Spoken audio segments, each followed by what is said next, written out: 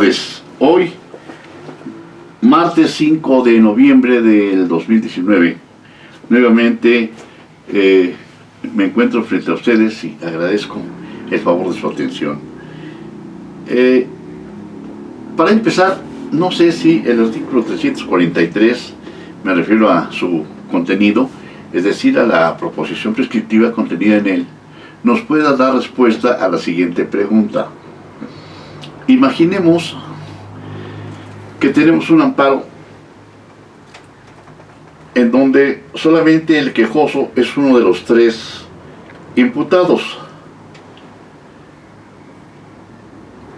Viene la resolución del juez de distrito de manera adversa. Para esto, debo decir que ya hubo una suspensión de procedimiento. El defensor, repito, impetra el amparo por uno de los tres coacusados. Ya coacusados, estamos hablando de la etapa intermedia. Dos van a seguir el proceso y va a suspenderse solamente por el quejoso en el amparo, o se va a seguir suspendiendo el proceso mientras el defensor impetra una revisión, es decir, un recurso en contra de la resolución de amparo que resulta adversa al quejoso. Ante esto, el artículo 343, decíamos, señala unión y separación de acusación. Cuando el Ministerio Público formule diversas acusaciones ante el juez de control o ante y que considere conveniente someter a una misma audiencia de debate, y siempre que ello no perjudique a los derechos de defensa, podrá unirlas y decretar la apertura a un solo juicio, si ellas están vinculadas por referirse a un mismo hecho, a un mismo acusado, o porque pueden o deben ser examinadas los mismos medios de prueba. El juez de control podrá dictar autos de apertura a juicios separados para distintos hechos o diferentes acusados que estén comprendidos en la misma acusación, cuando, de ser conocida en una sola audiencia del debate, pudiera provocar grandes dificultades en la organización o el desarrollo de la audiencia de debate o afectación de derechos de defensa, y siempre que ello no implique el riesgo de provocar decisiones contradictorias. Repito, podríamos pensar que esta proposición prescriptiva resuelve el problema planteado.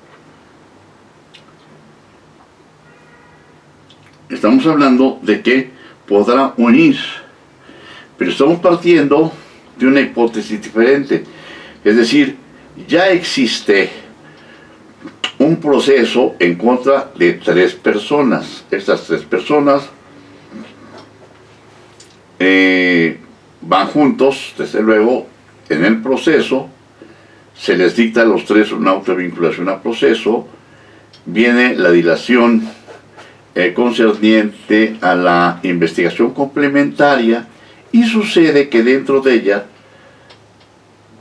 hay un elemento probatorio que viene a corroborar lo que uno de los inculpados aseveró en su contestación a la imputación que le formula el Ministerio Público.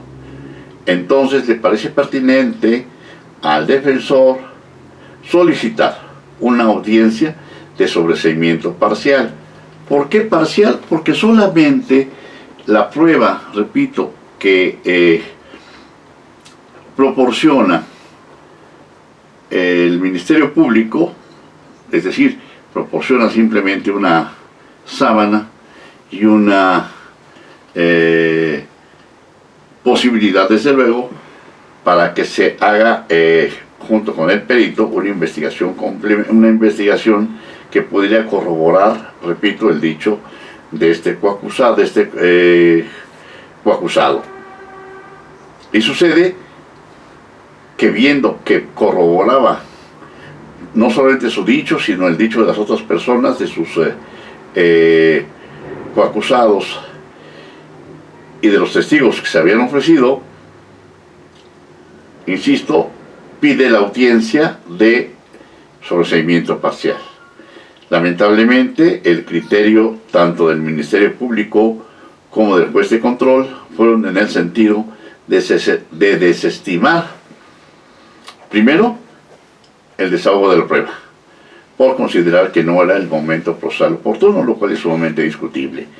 Y bueno, como consecuencia, el negar o dictar un proveído en el sentido de negar el sobreseimiento parcial. Ante esta resolución, el defensor promueve un amparo indirecto, el cual está pendiente de resolverse. Viene la celebración de la audiencia intermedia y no puede celebrarse esta porque, repito, está pendiente la resolución del amparo. Pero aquí se señala una fecha. Pero advierte el defensor que en caso de que se dicte una resolución de amparo que no sea favorable a su cliente, él se va a inconformar y va a impetrar una revisión en contra de esa negativa. Esto, desde luego, va a alargar una posibilidad de realizarse la celebración de la etapa intermedia. Ante esta situación, la pregunta es: ¿los tres correrán la misma suerte? Es decir, ¿se va a suspender la audiencia para los tres o se van a separar los procesos? Recuerden que el artículo 343 al que di lectura señala precisamente eso. Habla de unión y separación de procesos de la acusación. Dice: cuando el Ministerio Público formule diversas acusaciones que el juez de control considere conveniente someter a una misma audiencia del debate. Estamos hablando de diversas acusaciones. No es la hipótesis, porque aquí hay una sola acusación. Dice: y siempre que no perjudique a la defensa, podrá unirlas y decretar la apertura de un solo juicio. Estamos hablando de lo que llamaríamos en la teoría la unión de causas, es decir, el apegarse al mandato del 17 constitucional. Dice el siguiente párrafo: el juez de control podrá dictar autos de apertura del juicio separados para distintos hechos o diferentes acusados que estén comprendidos en una misma acusación, cuando de ser conocida en una sola audiencia de debate pudiera provocar grandes dificultades en la organización o el desarrollo de la audiencia del debate o afectación al derecho de defensa, y siempre que ello no implique el riesgo de provocar decisiones contradictorias. Parece que aquí estamos hablando de lo contrario.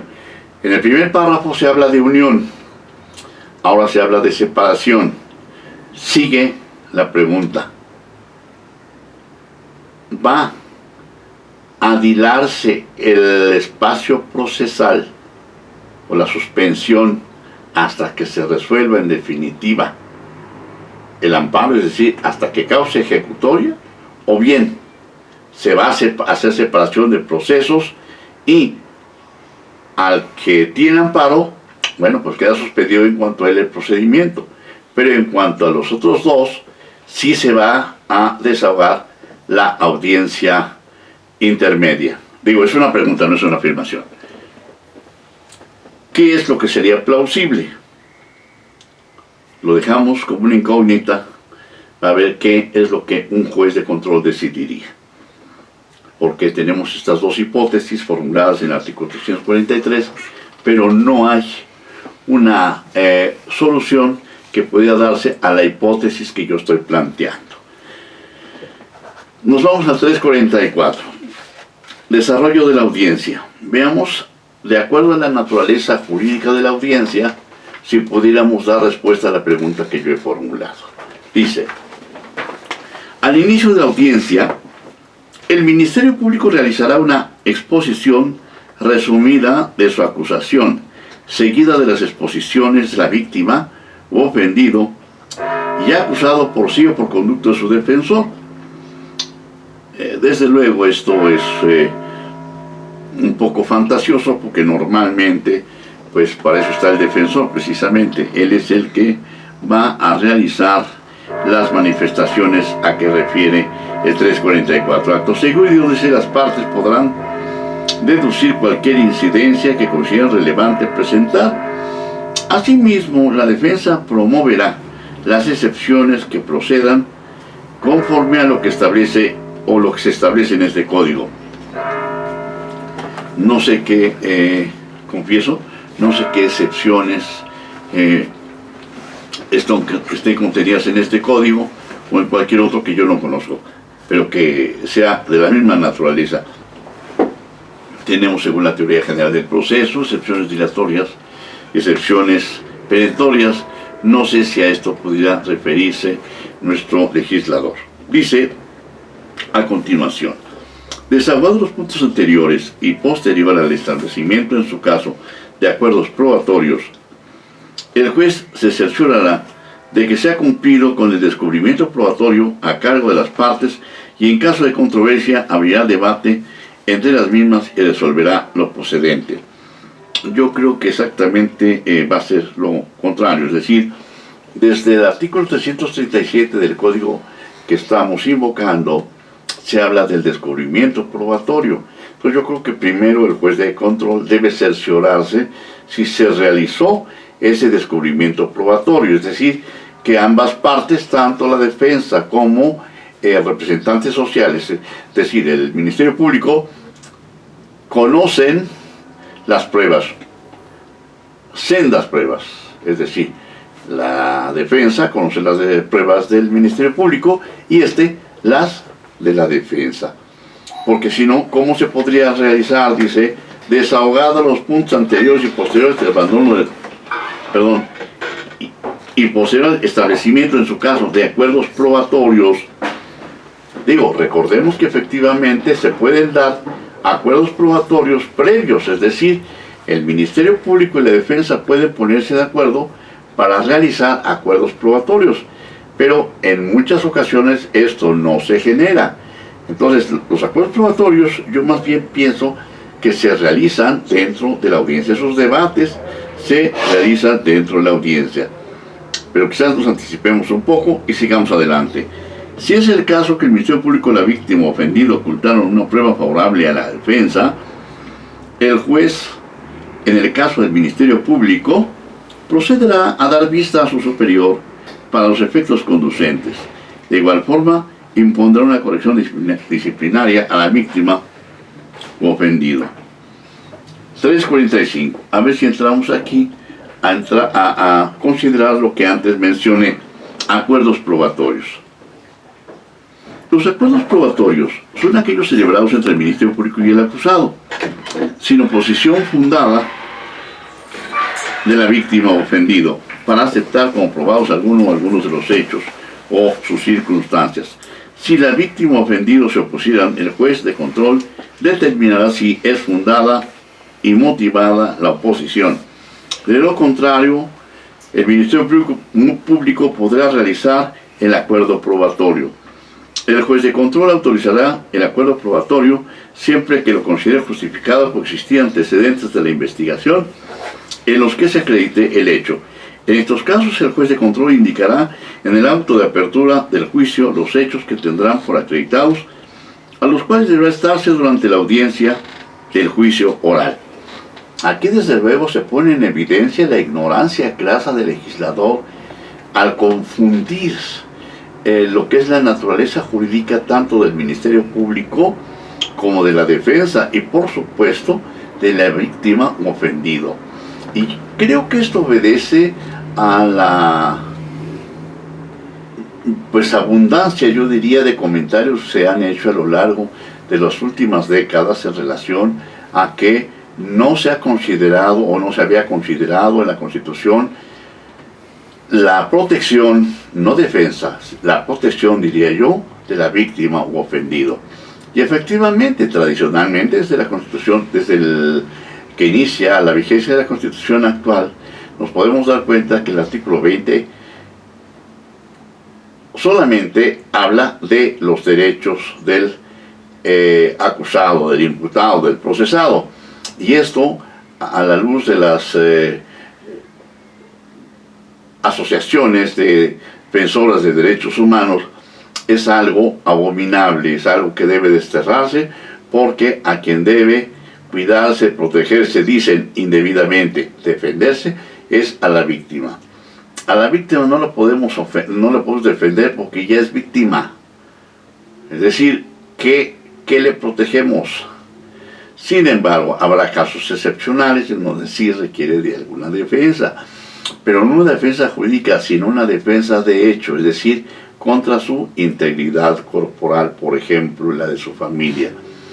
Pero, en sentido estricto, yo creo que, aunque sea muy discutible esto, el Ministerio Público, con el famoso asesor jurídico, se ha visto un tanto deteriorado, se ve mermada su calidad. Es más, se está hablando de que el ofendido o la víctima puedan objetar un acuerdo probatorio. Un acuerdo probatorio no es otra cosa más que un acto de derecho público, es algo que está acorde con la Constitución, es decir, específicamente con el artículo 17 constitucional. Entonces yo no veo por qué el ofendido puede inconformarse, pero además dice que debe estar su inconformidad fundada y motivada. Otro absurdo. Quien tiene que fundar y motivar siempre será la autoridad, no la víctima, no el ofendido, no el defensor, no el acusado. Lo repito, creo que este artículo 345 es brillante, sí, pero brillante por la sarta de desaciertos que contiene. Y bueno, por hoy aquí la vamos a dejar, agradeciéndoles mucho su atención y deseándoles que tengan una estupenda semana. Muchas gracias, buenas tardes.